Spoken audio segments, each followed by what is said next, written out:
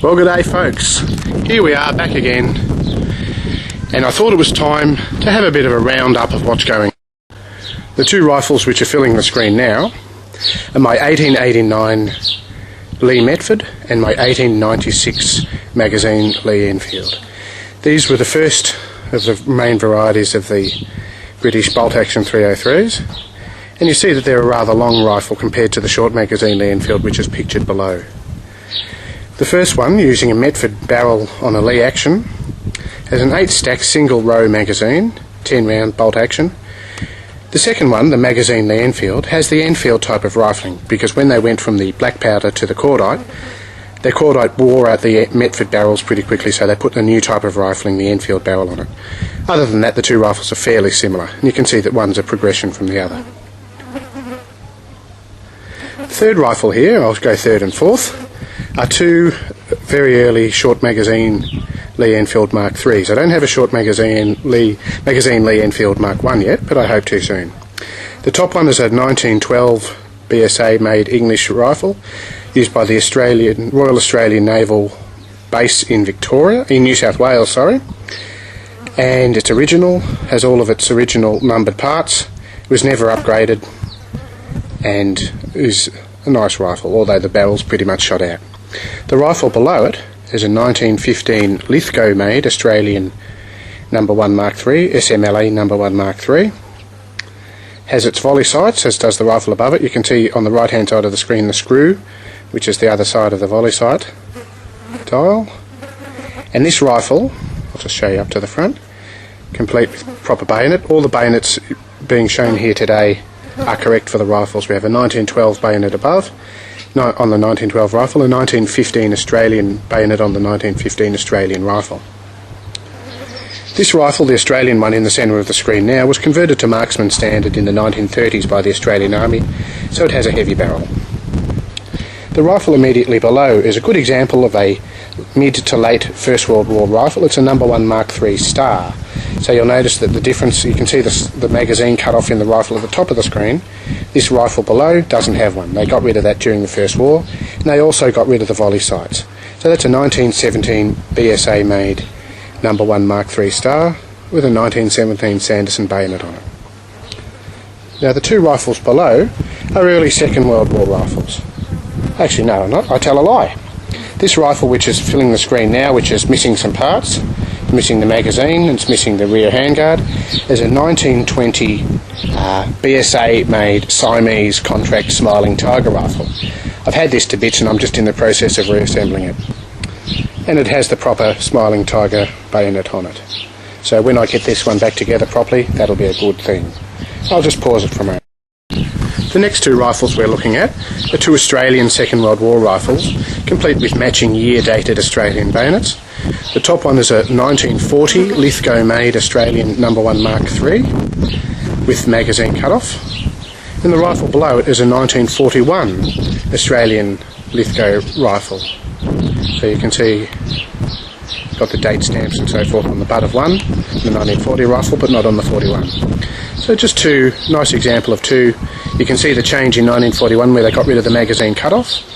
See the rifle above has the cut-off, or the cut-off slot, and this one has a cut-off, and the rifle below doesn't, for interest of speeding up production. So two nice Second World War Australian Lithgow rifles.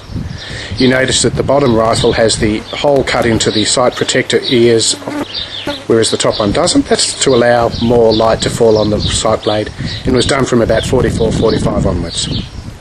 The next rifle, which is fitted with a 1917 Australian made bayonet just for matching purposes rather than for accuracy, is my 1917 built, 1944 converted No. 1 Mark III Star HT sniper rifle.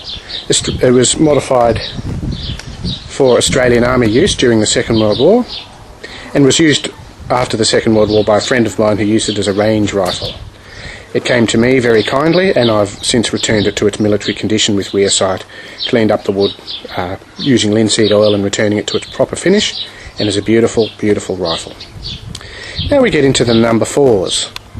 So the first two number 4s we have here, I'll just have to have a little look and work out which one is which. Oh yeah, I've got it. It's alright, getting there slowly. The top one of the two you can see here, both of them which are in walnut. Just as an aside, you can see that the top rifle there is stocked in Australian coachwood, which is lighter than the English or Canadian or American walnut, which is used on the other two rifles, bits of which are done.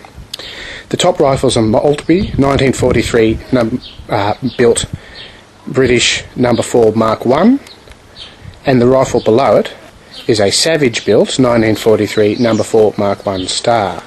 I've explained in other videos the difference between the two, and I don't think I'll do that here. So, good mid-war, late-war, Second World War British No. 4 production. The rifle below represents the last of the Lee Enfield line. It's the No. 4 Mark II, built in 1953, complete with matching Mark 9 bayonet. English No. 4 Mark II, the last of the line, is a beautiful rifle indeed. Now I'll just pause it again. Now we come to the one-offs that I have. The top rifle there, below the 53 No. 4 Mark II, is my No. 5. It's a No. 5 Mark 1, September 1945 built, at the Fazakerley plant, complete with proper matching bayonet. The rifle below, with its mocked up dummy hooked 1917 pattern bayonet, or 1913 pattern, sorry, is my P14. I've just taken possession of that and I haven't fired it yet, haven't used it yet. So I got that because it's a 303, even though it's not a Lee Enfield.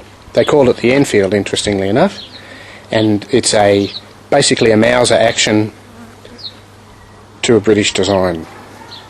Below it, for interests of completeness, we have a 1943 built Mauser K98K Karabin, which is the standard German infantry arm of the Second World War.